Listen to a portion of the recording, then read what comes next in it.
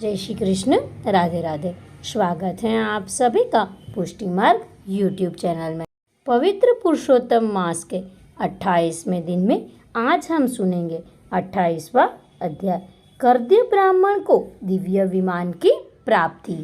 श्री कृष्णाय वासुदेवाय नमः। श्री परशुतमाय नमः। श्री नारायण जी बोले, यमराज के वचनों को सुनकर चित्रगुप्त बोले, यह प्रथम लोभ में पड़ा, इसलिए पहले यह प्रेत बने। प्रेत योनि भोगने के बाद यह वानर बनेगा और इसके अंतर में इसे अनेकों नरकों को भोगने का दुख दूंगा। चित्रगुप्त की आज्ञा से दूतों ने इसे ब्राह्मण को मारते हुए प्रेत की योनि में पटक दिया। वह प्रेत होकर उस वन में जिसमें फल नहीं थे उसमें रहने लगा। उस भयानक वन में भूख प्यास से व्याकुल प्रेत को घूमते हुए बहुत समय बीत गया। प्रेत योनि के अनेकों दुख भोगने के बाद चोरी के अपराध से बंदर योनि में उसका जन्म हुआ। बंदर के रूप में जन्म लेकर वह जम्बूखंड के कालजर पर्वत पर घने फल फूलदार वृक्षों एवं शीतल जल के सरोवरों से युक्त मनोहर स्थान में विचरने लगा। वहाँ देवराज इंद्र का बनवाया हुआ पापनाशक और पुण्यवर्धक एक अनुपम सरोवर था। उसे मृग तीर्थ कहते थे। देव दुर्लभ उस तीर्थ में श्राद्ध करने से पितृगणों की सद्गति होती है। अति प्राचीन काल में इस स्थान पर दैत्यों से डरे हुए देवता पशुओं के रूप में रहकर इस कुंड में आनंद से स्नान किया करते थे। इसी से इसे मृग तीर्थ कहते हैं। वह कृपण विप्र वानर शरीर पाकर इस तीर्थ में रह रहा था। नारद जी ने नारायण से पूछा, हे प्रभु, त्रिलोक को पर्वत करने वाले इस मृग तीर्थ में वह पापी दुष्ट वानर कैसे निवास पा गया? इसका रहस्य जानने की मेरी अभिलाषा है। नारद जी के ये वचन सुनकर श्री नारायण ने कहा, हे नारद, पूर्व समय में चित्रकुंडल नामक का एक वैश्य था। उसकी तारिका नाम की एक पतिव्रता पत्नी थी। उन्होंने पुरुषोत्तम मास का व्रत किया। चित्रकुंडल ने स्त्री के साथ प्रसन्नता पूर्वक व्रत की समाप्ति पर उसने उद्यापन एवं पूजन करने के लिए वेद वेदांग जानने वाले ब्राह्मणों को शमतनिक बुलवाया एवं श्रद्धा पूर्वक उद्यापन किया। हे नारद, पेशे का भी लोभ वह कंजूस ब्राह्मण चित्र शर्मा भी वहां पहुंचा। उद्यापन विधि पूरी हो जाने पर चित्रकुंडल ने सप्तनिक ब्राह्मणों को खूब दान दक्षिणा देकर प्रसन्न किया।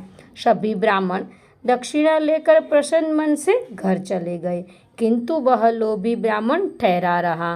वह रोता हुआ आगे बढ़कर विनय पूर्वक गदगद कंठ से बोला, हे वैश्य श्रेष्ठ चित्रकुंडल, यह पुरुषोत्तम मास धन्य है। आपने विधि पूर्वक भली भांति पुरुषोत्तम व्रत किया है और ब्राह्मणों को बड़ी प्रसन्नता से खूब दान दिया है, किंतु मुझ भाग्यहीन को ही क्यों नहीं दिया? चित्र शर्मा के इस प्रकार कहने पर विश्व चित्रकुंडल ने इस कंजूस को भी बहुत सा धन दे दिया। कृपण ब्राह्मण कर्दय ने इस धन को धरती में गाड़ दिया और वहां रहकर पुरुषोत्तम मास की पूजा देखता रहा।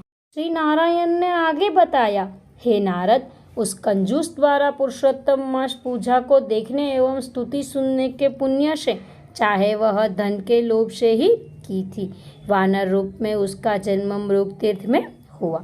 हे द्विजो, जो मनुष्य पुरुषोत्तम देव का आदर पूर्वक श्रद्धा से दर्शन और स्तुति आदि करते हैं, उनके पुण्य को ब्रह्मा जी भी पूर्ण रूप से कहने में समर्थ नहीं है। आगे की कथा सुनाते हुए श्री नारायण ने कहा, उसे लोभी और विश्वासघाती ब्राह्मण को मृग तीर्थ के हरे भरे वन में जन्म मिला, परंतु वहाँ भी भूखा प्यासा भटकता रहता था।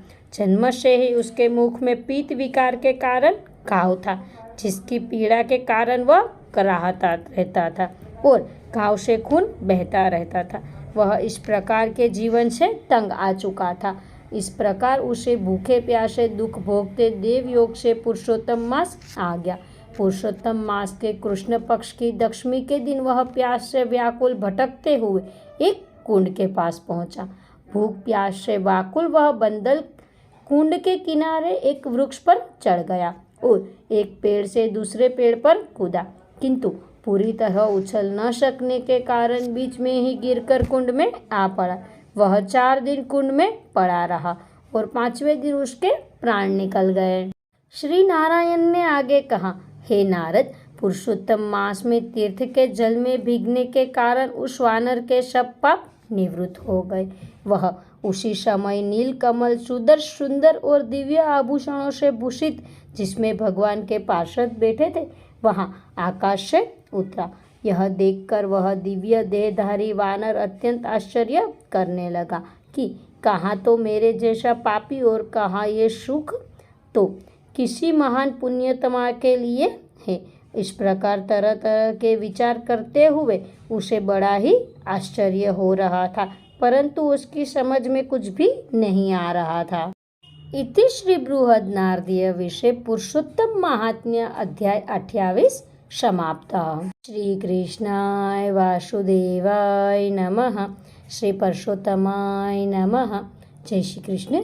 राधे राधे।